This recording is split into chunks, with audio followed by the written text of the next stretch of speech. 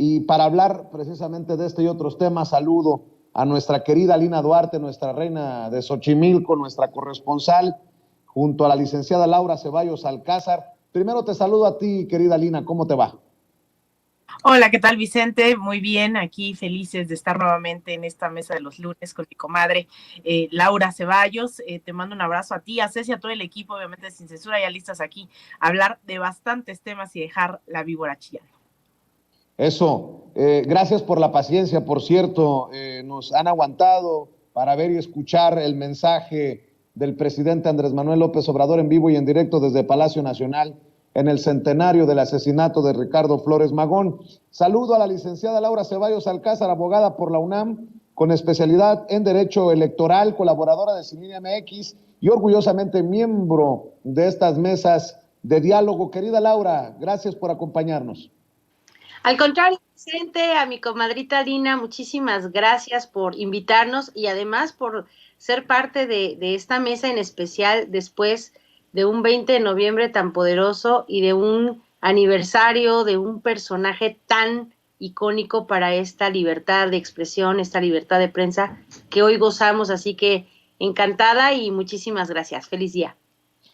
Gracias, Laura, y qué importante lo que señalas. Déjenme preguntarles qué piensan de estos personajes que se reunieron, algunos vía remota, algunos presencialmente, pero bueno, se reunieron en la Ciudad de México para gritarle presidente, presidente al cantante, muy mal cantante, y algunos dicen muy mal actor, Eduardo Verástegui, quien ahora es ensalzado, promovido como el líder del movimiento ultraconservador en nuestro país. Mi querida Lina, escucho tus primeras impresiones. Bueno, primeramente yo estoy muy agradecida de que esta ultraderecha radical se muestre como es y que en algún momento tú mejor que nadie lo sabe, Vicente, a lo largo de todas estas reflexiones que ya hemos compartido en este espacio a lo largo de 2 años, he sido muy insistente en articularnos, en debatir y en ser autocríticos antes de que la derecha y la ultraderecha se articulen de forma coherente, ¿no? Y eso lo he venido anunciando, de broma lo decía yo en redes sociales y demás, que hace 2 años parecía ya yo la loca del golpe de Estado, ¿no? Insistiendo en que cuando estas articulaciones de fuerzas reaccionarias coinciden en algunos puntos, lo único que saben hacer es justamente apostarle por la vía antidemocrática. Y hoy estoy muy feliz de que esto que he venido augurando, ¿no? Como campanita, con campanita en mano, pues sea visible, sea transparente y vean que no es una conspiración, que nuestro público tenga a la mano elementos de análisis de sus propias bocas, ¿no? De esta ultraderecha, viniendo a apoyar, viniendo incluso, si hay algo a lo que coincidimos con esta ultraderecha, es que vinieron prácticamente a despreciar la derecha mexicana. Vinieron a decir en varias intervenciones durante este fin de semana que la derecha en México era muy pequeña, era diminuta, era risible, etcétera, etcétera. Y es verdad, la derecha en este país no ha sabido conjuntar, ¿no? Ni analítica, ni ideológica, ni políticamente, las fuerzas a su alcance para lograr generar un proyecto. Evidentemente no vamos a pedir un proyecto de nación, porque el proyecto nacional, ¿no? Que ellos tienen de frente, pues es un proyecto evidentemente burgués, ¿no? Contra justo el que Ricardo Flores Magón estaba en contra Porfirio Díaz. Entonces, ellos sí tienen cierta claridad en algunos aspectos, en la manera en que se orquestan esos grandes proyectos económicos, políticos, que es a través del despojo, de la explotación, de entregar nuestro territorio, de violar la soberanía, de darle todo a las grandes empresas transnacionales y también nacionales. Tenemos grandes, por desfortuna, tenemos grandes empresarios, sean de empresas como Bimbo, sea empresas mineras, etcétera, que están también saqueando nuestros territorios. Entonces, en lo que ellos logran orquestar un plan de cómo volver a implementar un gobierno de las élites, pues lo cierto es que no se habían articulado. Entonces, lo que venimos a escuchar este fin de semana, pues es básicamente cómo vienen a cachetear a la derecha electoral mexicana, sobre todo, y les vienen a decir pues que no han estado a la altura, que no están organizados, pero esto viene después de una gran movilización como lo que hicieron del INE. Y ojo, no solamente, yo pondría sobre la mesa 3 elementos que tendríamos que estar muy conscientes que están ocurriendo en estos momentos en México con respecto a las derechas, que tiene que ver con la movilización en torno al INE, que ya encontraron en el INE ese punto de articulación ideológico, político, ¿no? Que representa su clasismo, su racismo, su proyecto de élites. En un segundo momento, ya saben que los medios de comunicación a escala internacional saben también cómo articular estas narrativas y pedir ayuda de Estados Unidos, tal es el caso de el Reforma, que fue a preguntar y a insistir al Departamento de Estado si ya estaba al tanto de lo que estaba ocurriendo aquí, y efectivamente lograron robarle declaraciones al Departamento de Estado, que evidentemente ya estaba al tanto de lo que está ocurriendo en México. Y hoy, ¿no? Y vemos estos días que también el Reforma va y con esa misma declaración presiona dentro de Palacio Nacional para nuevamente hablar del INE. Entonces, esos son dos, y la tercera es CIPAC, ¿no? Esta conferencia fundada, si no me recuerdo, en 1974, que ha tenido varios capítulos alrededor del mundo, y México es el último. Pero ojo, México ha logrado articular incluso a las derechas internacionales. Este cartel, así como en los conciertos le decimos el line-up, ¿no? Así como el cartel, los titulares, quiénes van a estar. Bueno, este line-up no había estado en otros países, no había estado en Japón, no había estado siquiera en Israel. Hoy logran articular a una derecha internacional que es abiertamente fascista, golpista, y le invitan aquí.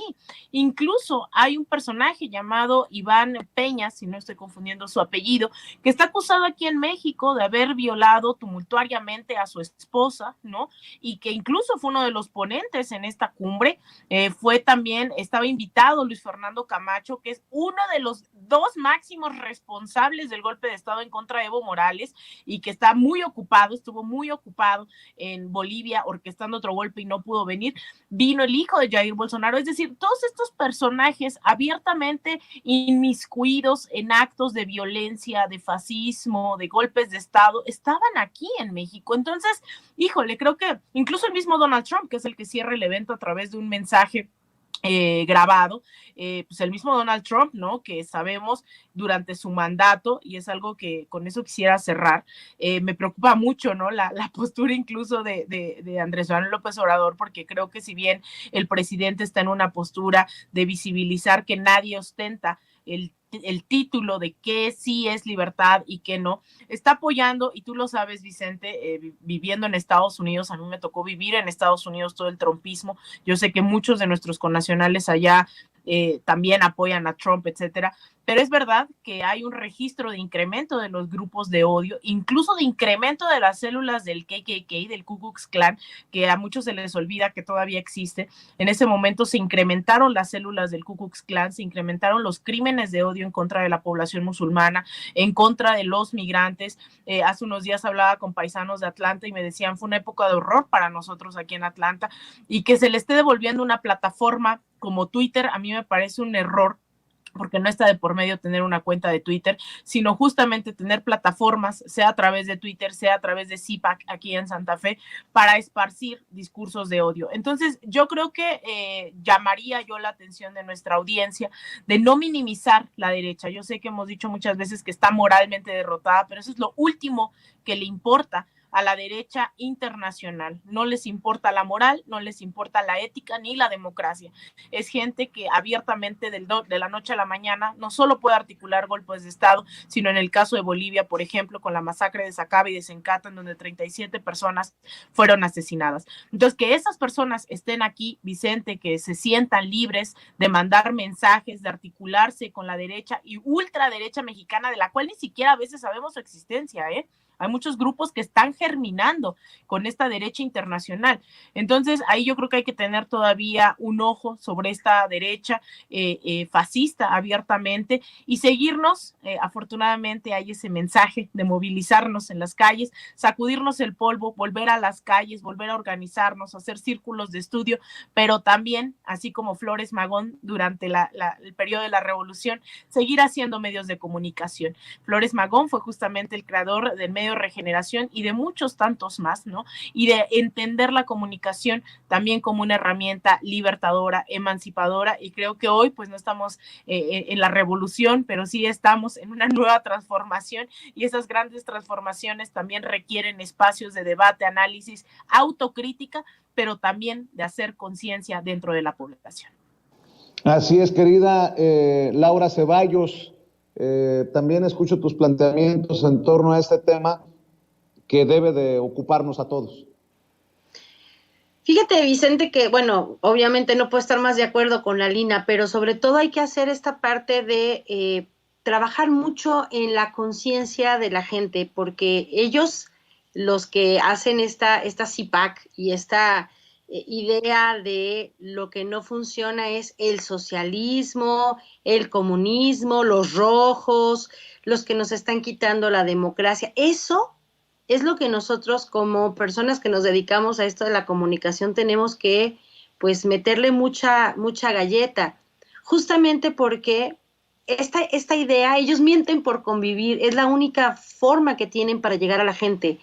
Le hablan a la gente desde la ignorancia, desde el falso socialismo que se está reimplantando cuando no hay un solo país así socialista como dijeran los libritos, el comunismo.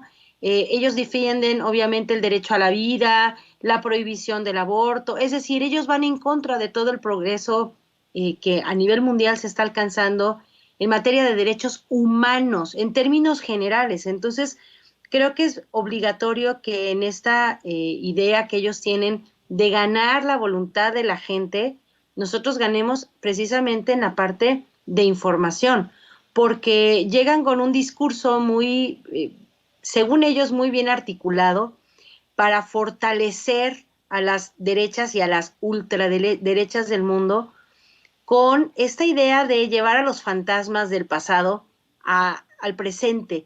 Y entonces vemos a personajes, a mí me parece que, perdón que lo diga, pero un actor de poca monta como Verástegui, pero que está muy empoderado porque como era muy amigui del expresidente Peña Nieto y era el único que fotografiaba desde adentro la habitación, la residencia que era este avión presidencial, él cree que tiene esta pues obligación de abanderar a la ultraderecha en México y pues está arropado por gente sí de poder, sí con la idea de arrebatarle al pueblo la voz y el voto.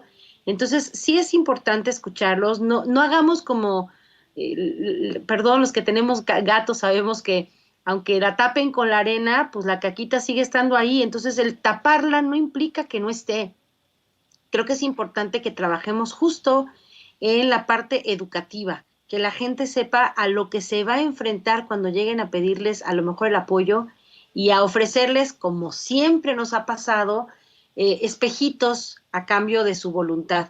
Esa es la parte que yo creo que hay que trabajar muy ampliamente y a profundidad para poderles retomar con argumentos. O sea, ellos vienen con las mentiras, nosotros salgamos con los argumentos, porque esta idea de el capitalismo es bueno, lo cristiano, lo religioso es bueno, lo limpiecito, lo güerito sí funciona, en cambio el pueblo no sirve, no piensa y les podemos arrebatar los votos, es lo que al final de cuentas engrandece las urnas cuando llegan a pedir el voto, porque se acerca alguien, pues como el Peña Nieto, ¿no? El Peña Nieto bombón, te quiero en mi colchón, pues a lo mejor sale este con los ojitos verdes y a lo mejor no faltará la que se encandile y suponga que también se lo va a llevar al colchón como una mera falacia. Entonces creo que es importante que nosotros le demos por la parte de la cultura, del compartir con la gente, que no le tenga miedo al estudio, al adentrarse y averiguar qué rayos quieren decir cuando salen los discursantes como vamos a quitar del mundo el socialismo, el comunismo y a los rojos, porque solo lo hacen desde la plataforma del miedo y nosotros tenemos que vencer al miedo rompiendo la ignorancia por completo. Oigan, y digo, no debería de sorprendernos, pero sí nos debe de interesar para el debate ¿cómo decirlo?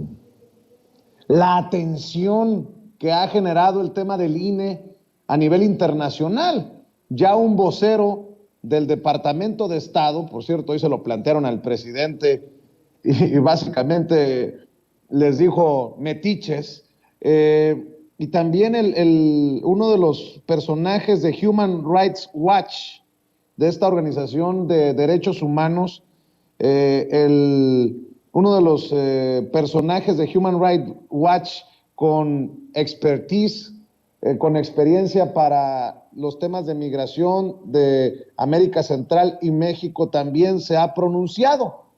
De llamar la atención, mi querida Alina, que estos personajes estén opinando sobre lo que ocurre en nuestro país en torno a la reforma electoral propuesta por el presidente Andrés Manuel López Obrador, porque sí existe esta idea de izquierda, el socialista, diría Trump, Andrés Manuel López Obrador, que seguramente ya tiene intenciones dictatoriales para seguir promoviendo la reforma electoral cuando tantas personas salieron a marchar para defender al INE.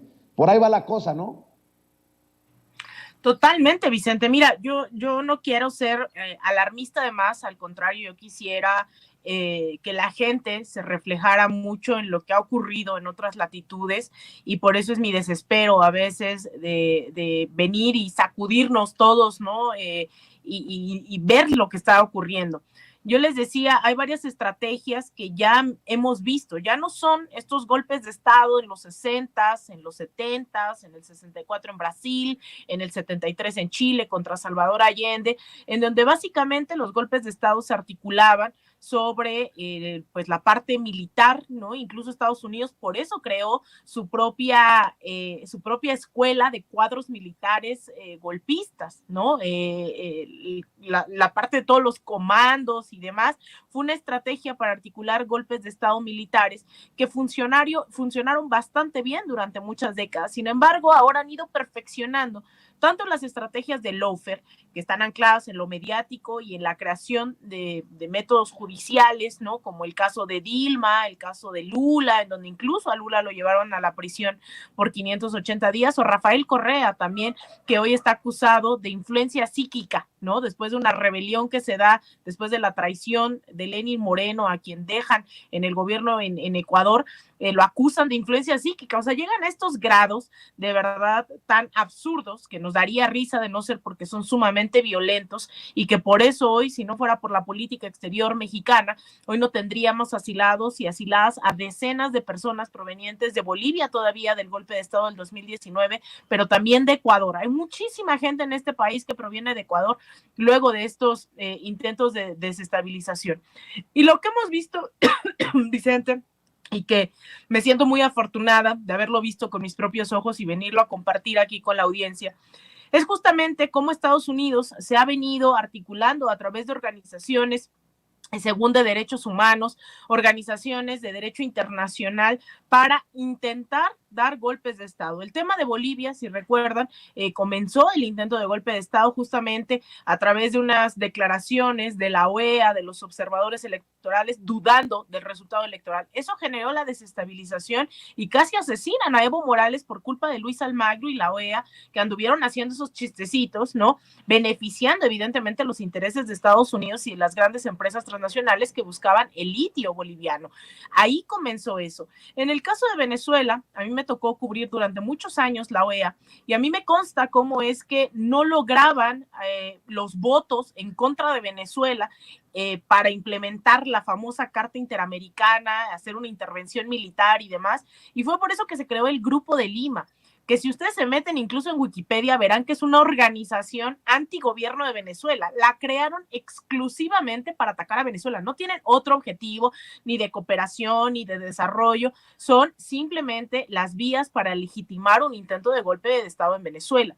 Y a través de esto, organizaciones como Human Rights Watch, que por eso me preocupa, fueron las que estuvieron alebrestando, diciendo que había presos políticos, que había una dictadura, que el socialismo estaba acabando con todos. Además, claro, de los grandes medios tradicionales, los grandes medios corporativos.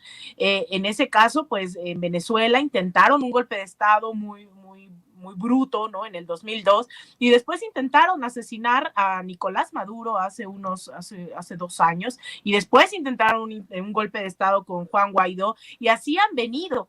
Y son estas mismas organizaciones, estos mismos organismos, como el Departamento de Estado, quien se la pasa diciendo dónde sí y dónde no hay democracia, dónde sí y dónde no hay derechos humanos. Entonces, que no se nos olvide que si hoy el Departamento de Estado estadounidense está metiéndose en asuntos internos de México, fue a solicitud expresa del diario Reforma. Y eso hay que tenerlo bien claro. No fue que un día se levantó el vocero del Departamento de Estado ni Joe Biden a decir, ay, hoy está pasando esto en México. No, fue a través de una pregunta expresa del diario del Reforma en el Departamento de Estado que se tienen estas declaraciones, y nuevamente esta mañana a través del periodista del Reforma en Palacio Nacional, se ha estado engrandeciendo estas declaraciones que el mismo diario Reforma ha buscado. Entonces, todas esas alianzas no hay que dejarlas en vano, hay que tenerlas muy presentes y hay que recuperarlas, porque estos desgraciados, así comienzan los intentos de desestabilización. Ayer fue el INE, hoy fue el Departamento de Estado, el fin de semana fue CIPAC. Entonces, para que sepamos por dónde van los golpes, por dónde van los tiros, y cerraría Vicente diciendo que si no ha habido golpes de Estado en países como Venezuela, ha sido justamente por varias cosas, entre ellas por tener medios de comunicación alternativos en donde se esté difundiendo a la población lo que realmente está ocurriendo. Segundo, porque ha habido cursos de formación política a la ciudadanía para saber por dónde recuperamos antecedentes históricos y hacia dónde vamos. Y tercero, porque la gente no abandonó el puerta por puerta, no abandonó el diálogo, no abandonó las movilizaciones. Entonces, en tiempos golpistas, en tiempos de canallas y de ultraderechistas, lo mejor es seguir informando, seguir organizándonos y seguirnos movilizando. Qué ganas de meter la mano, esa vena injerencista desde Estados Unidos, de instituciones, organizaciones y hasta del gobierno, mi querida Laura Ceballos.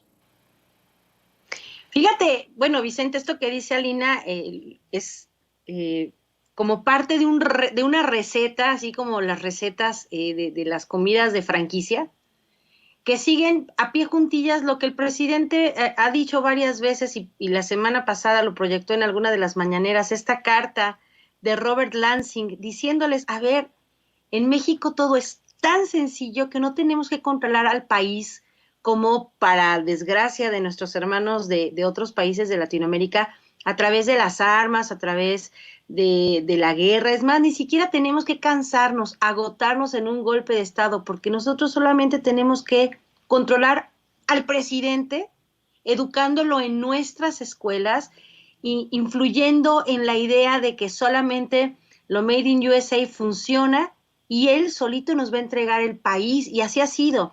Entonces, es cierto, estas recetas de solamente funciona la democracia como lo dice Estados Unidos, solamente los organismos que surgen de la ONU de Estados Unidos pueden avalar los procesos de declaraciones de derechos humanos. Es decir, es consecuentarlos en esta idea de que ellos llevan la voz cantante y ellos marcan el ritmo de cómo debe de ser, de por qué caminos hay que transitar.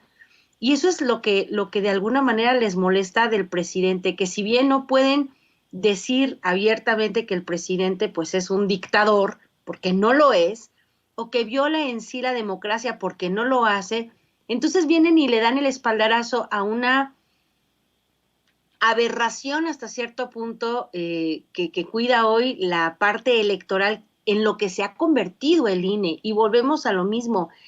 No se trata de pensar en el INE como un edificio, como hecho de yengas, y vamos a llegar y vamos a tirarlo porque no funciona. No, es que la idea general de un instituto electoral es operante, funciona en varias de las cosas. Lo que no funciona es la caterva que se ha apoderado de la parte cupular del INE y obviamente de los OPLES estatales y obviamente de los tribunales. Entonces, oponerse a esta idea de somos un pueblo pobre pero con lujosísimos aparatos estatales les parece que es romper la democracia, y aquí es lo más triste de todo, cómo esta persona con esta expertise y con este currículum impresionante en materia de derechos humanos, en materia de voz del pueblo, materia electoral, se atreve a mentir por convivir. Vuelvo a lo mismo, es que no tienen argumento, entonces tienen que buscar en la mentira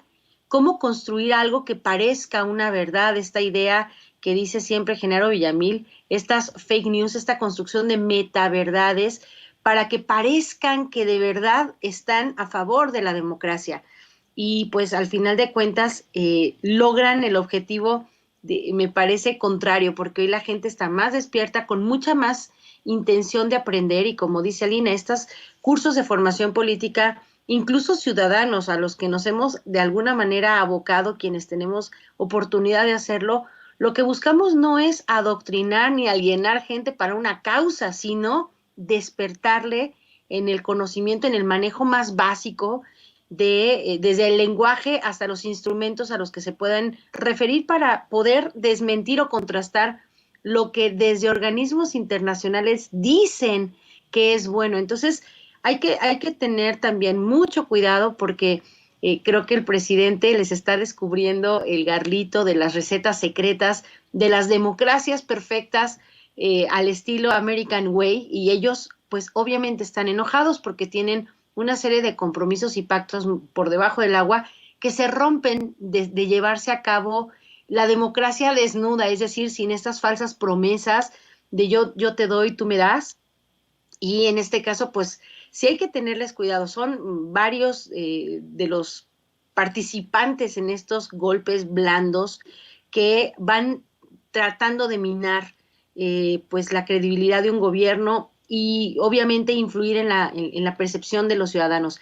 No creo que sea preocupante desde el punto de vista del presidente, pero sí como usuarios nosotros de un sistema de elecciones que está respaldado desde el gobierno de Estados Unidos, somos los que tenemos que poner el dedo en el renglón y entender que lo que ellos buscan siempre es, como en la noticia anterior, promover desde el miedo. Si ustedes hacen esto, se va a morir la democracia, y si se muere la democracia, entonces vamos a tener que recurrir a una situación armada, cuando no es así. Nos está muriendo la democracia.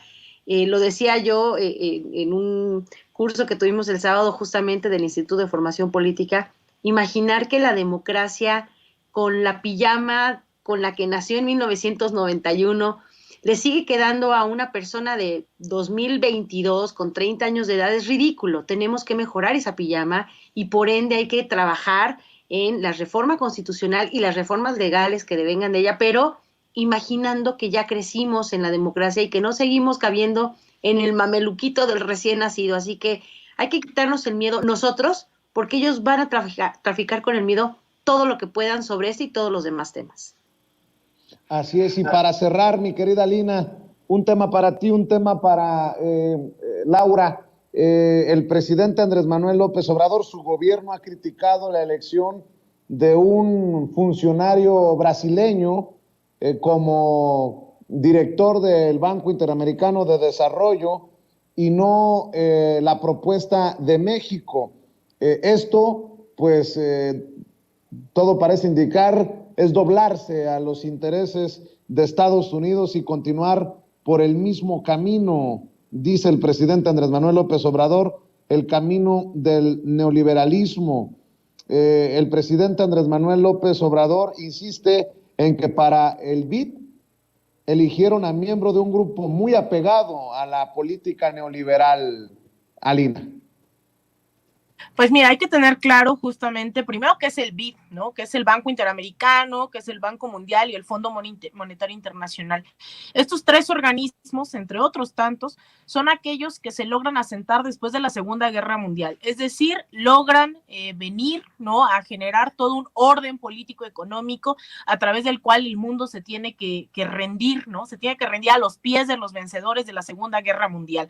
Entonces, estaba implícito en el caso del Banco Mundial que iba a ser siempre alguien de Estados Unidos, mientras el Fondo Monetario se lo iban a dejar a un europeo. Pero también entra en juego el Banco Interamericano, que al final incluso se había propuesto que estuviera alguien de Estados Unidos y que muy interamericano no se miraba. Nuestra propuesta original, la propuesta de México, había sido Alicia Bárcenas. Sin embargo, yo entiendo que así lo dijo ella a través de redes sociales, dijo que por cuestiones personales había decidido desechar la candidatura hace unos días, eso había dado cuenta en redes sociales. Yo creo que fue también no solo una decisión individual, sino también fue una lectura de qué tan a la ultraderecha está situada hoy la política económica internacional, que también orillaron directamente a que bajara su candidatura. En redes sociales, los grandes medios corporativos con sus corresponsales en Washington, a mí me consta que estuve viendo estas opiniones, donde decían que habían propuesto a una castrochavista, que habían propuesto a una comunista, a pesar de ser Alicia Bárcena, alguien que demostró estar por el multilateralismo, que al frente de la CEPAL, que también la CEPAL es un órgano que no necesariamente busca la emancipación de los pueblos, ¿no?, en América Latina, pero buscó hacer varios programas de desarrollo integral, como el anunciado hace un par de años en la parte de Centroamérica, en la parte del sur de México, a solicitud de los mismos gobiernos. Entonces, Alicia Bárcena tenía un perfil que creo podía encajar dentro de esta misma lógica de desarrollo medianamente no neoliberal, pero sí al menos con una cara no comunista, ¿no?, dentro del BID. Fue así, es tan, insisto, y vuelvo a repetir, y no perdamos esto de vista, es tan a la ultraderecha hoy, está situada la política internacional, que Alicia Bárcena parecía una comunista. Y es por eso que viene Gerardo Esquivel, a pesar de que Andrés Manuel López Obrador no necesariamente había estado de acuerdo ya con algunas de sus críticas. Ustedes recordarán hace unos meses donde dijo que se había vuelto medianamente neoliberal. Y aún así decidieron no darle la candidatura a él y dárselo a alguien cercano, ¿no? Obviamente, aún más cercano a Estados Unidos, obviamente a un gobierno como el de Jair Bolsonaro, que está dispuesto a destruir la Amazonía para dársela a los grandes empresarios de los agronegocios. Entonces, es interesante cómo pues está también estos grandes órganos internacionales en disputa entre lo neoliberal y la ultraderecha económica, ¿no?, también que busca los grandes beneficios para las transnacionales. Entonces, que se entienda esto como una batalla permanente entre proyectos políticos ideológicos a escala internacional, que el BID no está exento de ello, que la OEA seguramente en unas semanas veremos, están buscando ya destituir, ya imagínense, ya está inútil un Luis Almagro, que la misma OEA lo está investigando. Entonces vamos a tener una disputa también dentro de la OEA, que se le conocía como el Ministerio de las Colonias de Estados Unidos. Vamos a ver seguramente disputa dentro de la CIDH, dentro de varios organismos internacionales, de acuerdo a las fuerzas, ¿no?, a la correlación de fuerzas que tenemos hoy en el continente, que espero también impacten en estos organismos. Me refiero a que si ya tenemos gobiernos que se asumen progresistas, se pueda dar mayoritariamente la disputa dentro de la OEA para elegir a alguien que represente los intereses de los electores de estos gobiernos progresistas. Y por último, México también me parece fundamental resaltar, está en la disposición de competir en estos grandes escenarios internacionales, no solo por su asiento en el Consejo de Seguridad de la ONU, el cual tiene, sino también en el Banco Interamericano. Esperemos nuevamente la OEA, nuestra embajadora de la OEA, de verdad yo creo que es de la Elena Baños, es de las pocas funcionarias en las que no les pongo una coma y un acento, ha dado una batalla brutal dentro de la OEA, diciéndole de frente sus cosas al Magro durante estos años, pero también que se entienda que la cuarta transformación evidentemente también es esa lucha interna, ¿no?, de saber que las derechas están dentro, fuera del gobierno, dentro, fuera de los espacios hegemónicos de toma de decisiones de la política internacional. Así es. Laura Ceballos, el presidente Andrés Manuel López Obrador dice, para cerrar, que la marcha del domingo no es la contramarcha como la ponen en la oposición, sino una marcha para celebrar los logros de la cuarta transformación y luego presentar el informe. Dame tu opinión para cerrar. pues el domingo ahí vamos a estar, vamos a llegar tempranito, precisamente no hacerle competencia a una marchita de ponchada, o sea, de que no tiene mucha vida, como la que tuvo el domingo anterior, la derecha que defiende a un INE que no sabe ni siquiera por qué lo defiende y no tiene la más pálida idea, rosa pálida idea, de lo que en realidad representa un cambio, un brinco cuántico de formas de hacer en la democracia. Pero bueno, nosotros no vamos a eso, vamos, como dice el presidente, a volvernos a juntar. Y es que por más de 2 años esta pandemia nos ha vuelto activistas de salón, de redes, que la verdad, pues toda la gente que siempre ha marchado, como que ya nos estábamos anquilosando, ya nos estaban saliendo telarañas debajo de las rodillas, porque la izquierda, creo, en México se ha caracterizado precisamente por salir a manifestarnos, a exigir derechos, y en esta ocasión, en este sexenio, pues creo que la exigencia de derechos se ha reducido, no porque todo sea perfecto en esta periodo presidencial, sino porque encontramos mucho eco en las cosas que durante años se exigieron, y en esta ocasión, pues la Cuarta Transformación está dando muestras de ir progresando, ir creciendo.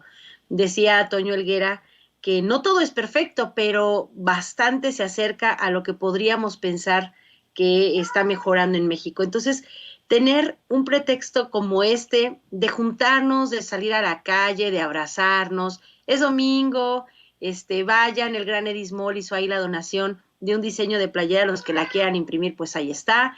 Pero en términos generales, no es hacerles una contramarcha, no es hacerles competencia, no es demostrarles lo que es el músculo, simplemente es eso, volvernos a juntar y celebrar que, bueno, seguramente todo el mundo tendrá una opinión y dirá que todavía faltan muchas cosas por hacer, pero no podemos escatimar los grandes logros que se han ido dando, sobre todo en el establecimiento de derechos constitucionales que ya no se van a echar para atrás, como este que dijo hoy en la mañana el presidente, las becas que le ayudan a la gente de la tercera edad, a las personas con discapacidad, a los jóvenes que están estudiando, a los niños, a continuar en sus estudios, a poder hacer una vida que obviamente no es de bonanzas, pero sí se acerca a la parte de la dignidad con más, pues, no sé, empatía, si le podemos llamar, pero sí con el respeto de que la gente merece que sus impuestos le regresen de una manera digna y justa, y en este caso, pues los derechos que están asentados ya en la Constitución, pues no pueden echarse para atrás, y todos estos tienen que ver precisamente con una de las patas más cojas que tenía México, que era la justicia social. Entonces, juntarnos no es demostrarles lo que es el músculo, que sí lo van a resentir, obviamente se vale chillar, pero yo creo que juntarnos es una fiesta de, pues de chairos, sí, qué pena, sí somos chairos y qué, pero sobre todo demostrarnos que la Cuarta Transformación es apenas el establecimiento en este sexenio y que tenemos que hacer mucho por seguir trabajando, darle a la gente la mayor cantidad de información posible y juntarnos y celebrar este 4º aniversario de la llegada del presidente a la presidencia de una manera muy democrática, muy a pesar de la autoridad electoral y de la mano de cada persona que fue a votar, que cuidó el voto, que promovió que ya no se hagan esta compra de votos, esta cooptación de voluntarios. Así que sí, es un día de fiesta, y al que no quiera celebrar, pues que no vaya, pero los que sí, vamos a brincar de la emoción el 27 de noviembre a las 9 de la mañana en el Ángel. Los que puedan acercarse desde tempranito, pues seguramente vamos a estar ahí en las fotos y en las transmisiones en vivo. Nos vamos a volver a reencontrar, y eso es, me parece, una parte bien importante en un movimiento como este, que aglutina a los que están afiliados y a los que no lo estamos, pero que tenemos el mismo entusiasmo por un gobierno tan de la gente como es este. Mi querida Laura, ¿por qué no cerramos invitando a la gente precisamente a que se suscriba a tus trincheras, que esté al pendiente de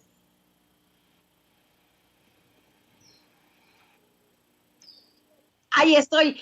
Bueno, pues me pueden seguir con muchísimo gusto en Twitter, estoy como Ceballos Laura, y en el Facebook estoy como Laura Ceballos, en el YouTube y todos los canales de Sin Línea MX, por favor, estoy de lunes a viernes a las 11 de la mañana, los lunes aquí con mi comadrita Alina en esta mesa maravillosa de Sin Censura. Y pues muchísimas gracias por el espacio, un beso a todos, sobre todo a la gente del chat, muchísimas gracias. Y el domingo, por favor, nos vamos a ver ahí tempranito para sacarnos la foto, la monumental, y ponerla en nuestras redes. Muy bien, te mando un abrazo, mi querida Laura. Querida Lina, cerremos también con tus trincheras. Muchas gracias, Vicente. Me quiero tomar 20 segundos nada más para decir que las calles históricamente le han pertenecido a las causas justas, a las causas de los sectores históricamente oprimidos, que no tengamos miedo de reivindicar que esos son nuestros espacios naturales de batalla, ¿no? ¿Por qué? ¿En qué momento tenemos que asumir que la derecha racista, clasista, llena de odio, asuma que son sus espacios? Mira, a la derecha, al imperialismo, a todos estos sectores llenos de odio, decía el Che Guevara, el imperialismo ni tantito así. Bueno, esta derecha racista y clasista también, ni tantito así. Y no tengamos miedo, de repente nos dicen, es que no, hay que asumirnos, ¿no? Como conciliadores y demás. Yo creo que estas batallas son frontales y hay que nombrarlas como tal. Ellos vienen por nosotros, ellos vienen por las generaciones venideras, ellos nos quieren quitar todos los derechos y las conquistas que hemos tenido durante siglos. Lo que hoy tenemos en este país nadie nos los ha regalado. Por eso es que la izquierda tiene que asumirse como izquierda y tiene que decir, estas sí son nuestras calles y esto lo vamos a tomar nosotros. No es una cuestión de revancha, pero sí de tener claro cuáles son, ¿no? Esos horizontes que estamos construyendo. Y si hace falta, eso hay que tenerlo también muy claro, no solo es tomar las calles. Si hace falta vivienda, hay que seguir manifestándonos y exigiendo a nuestros representantes, exigiendo a nuestros gobernadores, a nuestros funcionarios, que necesitamos vivienda, que necesitamos más y mejor educación, que necesitamos más y mejores servicios de salud pública. Este es el momento en el que tanto las calles como las instituciones tenemos que presionarlas, ¿no? Desde la izquierda, porque ahora resulta que la derecha es la feminista, la derecha es la salvadora de los derechos humanos, la derecha es la que va a combatir la desigualdad y la pobreza. Hay que tener bien claras nuestras banderas, hay que tomar las calles sin miedo a decir, sí, somos la izquierda y venimos por más, ¿no? Venimos por más derechos, por más igualdad, por más justicia y no abandonarlas. Entonces, una cosa es lo que pueda decir el presidente dentro del marco de su investidura presidencial. El presidente no se va a venir a decir, pues sí, ¿no? Esto nos corresponde a nosotros, pero nosotras y nosotros sí. Es momento de levantar todas esas banderas de la verdad, de la justicia, de la reparación de los daños, del establecimiento de garantías, de no repetición, pero también de entrarle al debate, de levantar las banderas, ¿no? Magonistas, de decir que ellos, que hoy se están reivindicando desde Palacio Nacional, fueron oscurecidos durante décadas, aún fueran anarquistas, aún fueran socialistas, comunistas. Eso es lo que hoy se está reivindicando porque ellos y ellas fueron las arquitectas también de lo que tenemos hoy. Entonces, bueno, a mí me pueden seguir en Twitter, en @AlinaDuarte_, en Instagram _Alina Duarte, en facebook.com/Alina Duarte Periodista. Así que bueno, ahí y en todos los lugares a donde nos inviten a seguir reflexionando, debatiendo y obviamente todos los días aquí en Sin Censura. Te mando un abrazo a ti, Vicente, a Ceci, a don David, también a mi comadre Laura y obviamente a toda la gente que nos sigue en esta bella audiencia de Sin Censura. Gracias, Alina, gracias, Laura, y también agradezco